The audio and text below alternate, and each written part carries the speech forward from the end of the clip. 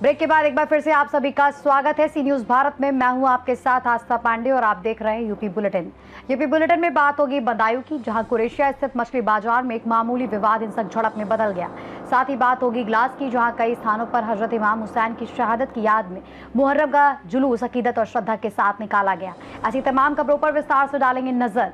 खबर अमरोहा से है, जहां भारतीय किसान यूनियन बी आर अम्बेडकर के राष्ट्रीय अध्यक्ष दिग्विजय सिंह भाटी को जिलाधिकारी के आदेश पर गुंडा एक्ट के तहत 6 माह के लिए जिला बदर कर दिया गया है, जिसके बाद वो अब अगले 6 महीने तक जिले में ना तो रह सकेंगे और ना ही बिना अनुमति प्रवेश कर पाएंगे। पुलिस प्रशासन के अनुसार ये कार्रवाई कानून व्यवस्था बनाए रखने के लिए की गई है, जबकि अपर पुलिस अधीक्षक अखिलेश भदौरिया ने बताया कि उनके खिलाफ कथित असंवैधानिक गतिविधियों की रिपोर्ट के आधार पर यह कदम उठाया गया। वही आदेश के बाद जारी वीडियो में दिग्विजय सिंह भाटी ने इसे राजनीतिक साजिश बताते हुए कहा कि उन्होंने हमेशा किसानों और जनहित के लिए संघर्ष किया है और वो आदेश का पालन करते हुए अपनी आवाज सोशल मीडिया के जरिए उठाते रहेंगे तथा 6 माह बाद फिर लौटने की बात भी कही। देखिए ये बड़ा लंबी चाल सरकार द्वारा हमारे ऊपर चली गई है, जिसका आप सब लोगों को पता चल गया होगा सूरजपल भाई, कि हमें पहले गुंडा एक्ट हम पर लगाई गई और उसके बाद फिर साजिश के तहत हमें आज जिला बदल कर दिया गया। तो मैं आपको बताना चाहता हूं कि देखिए कोई दिग्विजय भाटी ने ना तो किसी की भैंस खोली है, ना कोई चोरी की है, ना कोई बलात्कार है, ना कोई मर्डर है, ना कोई लूट है, ना कोई हत्या है, ना कोई काम ऐसा दिग्विजय भाटी ने नहीं किया जिससे आम जनमानस को दिक्कत हो। लेकिन हाँ, दिग्विजय भाटी ने यह काम जरूर किया है कि अगर किसानों का गन्ना 355 रुपए मील ले रहा था तो उसको 390 रुपए दिलवाने का काम किया। किसी पीड़ित परिवार के किसी ने पैसे दाब रखे थे किसी स्कूल वाले ने, तो उसके पैसे दिलवाने का काम जरूर किया है। 3-3, 4-4 दिन भूख हड़ताल पर बैठकर। किसी गांव में सड़क नहीं बनी थी, उस सड़क पर लेटकर उस सड़क को बनवाने का काम जरूर किया है। साथियों, जहां बेहद स्थिति और भी गलत थी, उन सारी चीजों को लेकर हमने लड़ाई लड़ी है। ऐसे अनगिनत किस्से हमारी लाइफ में जुड़े हुए हैं। तमाम किसानों की बहुत सारी समस्याओं को लेकर दिग्विजय भाटी ने कभी ये नहीं सोचा कि अगर किसानों के साथ कहीं गलत हुआ है तो उसका पुरजोर विरोध हमने किया है, और उसका खामियाजा ये हुआ कि आज हम जो जिला बदल कर दिए गए हैं। लेकिन संघर्ष कभी, अगर आपने सही दिशा में संघर्ष किया है तो कभी जाया नहीं जाया करता। जिसको जिला बदर की कार्रवाई की गई है, क्या है मामला? देखिए, सभी लोग अवगत हैं कि पिछले कुछ महीनों से हमारे जनपद में एक व्यक्ति जिनका नाम दिग्विजय भाटी है, दिग्विजय भाटी पुत्र रघुराज सिंह निवासी होलीवाला हसनपुर, इनके द्वारा लगातार गैर वैधानिक गतिविधियां निरंतर की जा रही थी। इस संबंध में इनके विरुद्ध लगातार यहाँ पर कई अभियोग पंजीकृत हुए। इनके द्वारा न केवल सड़क जाम किया गया, बल्कि खतरनाक तरीके से वाहनों के ऊपर स्टंट करते हुए भी अपने वीडियो वायरल किए गए। इनके द्वारा जगह जगह धरना प्रदर्शन के दौरान अराजकता की गई। इनके विरुद्ध 8 पूर्व के भी मुकदमे थे, जो आबकारी से संबंधित हत्या का प्रयास और रोड को घेरना, लोगों को धमकी देना, बलवा, छेड़खानी, ऐसे इसके तमाम मुकदमे इस तरह का व्यक्ति, और ये अपने को भारतीय किसान यूनियन एक विशेष गुट, उसका अपने को राष्ट्रीय अध्यक्ष कहता था, और अराजक तत्वों का इसने एक जमघट अपने साथ लगाया हुआ था। पुलिस के द्वारा इसके विरुद्ध, क्योंकि क्षेत्र में इसका आतंक व्याप्त हो रहा था, इसके द्वारा अवैध वसूली की भी शिकायत आ रही थी और लोग इससे आतंकित थे। पुलिस ने इस संबंध में एक रिपोर्ट गुंडा एक्ट के अंतर्गत प्रेषित की थी, जिसमें जिलाधिकारी महोदय के द्वारा इसको आगामी 6 माह के लिए जिला बदर किया गया है। जिले की सीमाओं के अंतर्गत यदि ये कहीं पकड़ा जाएगा तो इसके विरुद्ध अभियोग पंजीकृत कर इसको जेल भेजा जाएगा। साथ ही ये जहाँ भी अन्य जनपद में रहेगा वहाँ अपने स्थानीय थाने को निरंतर सूचित करेगा, अपनी गतिविधियों के बारे में बताएगा।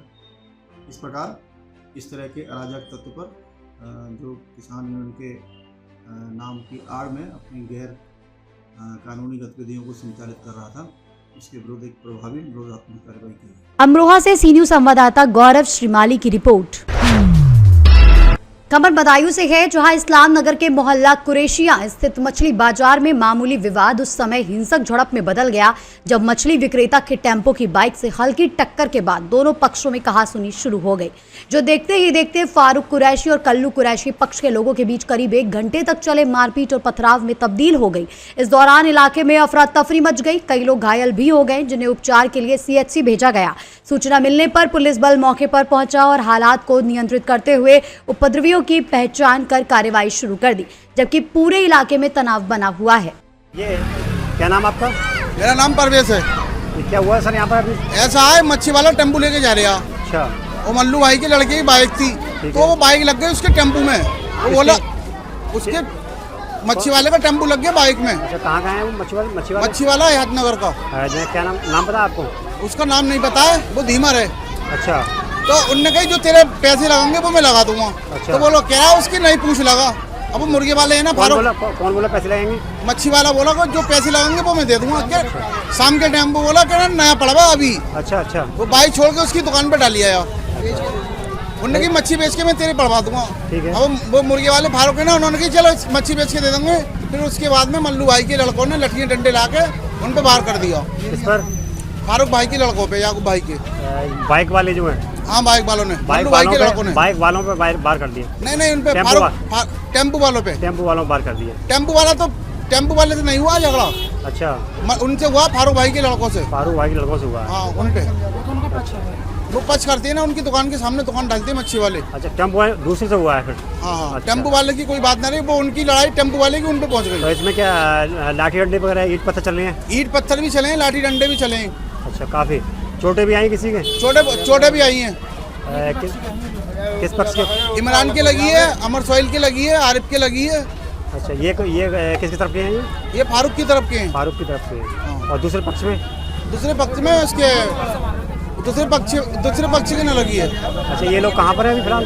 कहाँ पुलिस ले गई इनको? पुलिस ने थाने ले गई। मौके पर पुलिस आ गई क्या? हाँ, मौके पे बहुत देर के बाद में पुलिस आई थी। आज दिनांक 26 जून को थाना इस्लाम नगर के अंतर्गत कुरैशियान मोहल्ले में एक टेम्पो और मोटरसाइकिल को आपस में टकराने को लेकर के याकूब और यावर के बीच में विवाद उत्पन्न हुआ, जिसमें इन दोनों के परिवार के महिलाएं पुरुष भी आ गए और इनके द्वारा आपस में मारपीट और पथराव किया जाने लगा।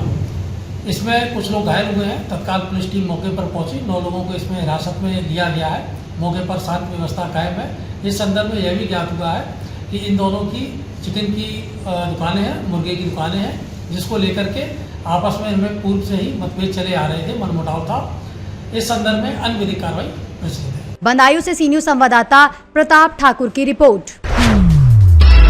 खबर इगलास से है, जहां क्षेत्र के ग्राम सहारा खुर्द, बेसवा और जवार सहित कई स्थानों पर हजरत इमाम हुसैन की शहादत की याद में मुहर्रम का जुलूस अकीदत और श्रद्धा के साथ निकाला गया, जिसमें बड़ी संख्या में लोगों ने हिस्सा लेते हुए या हुसैन की सदाओं के बीच इमाम हुसैन की कुर्बानी को याद किया।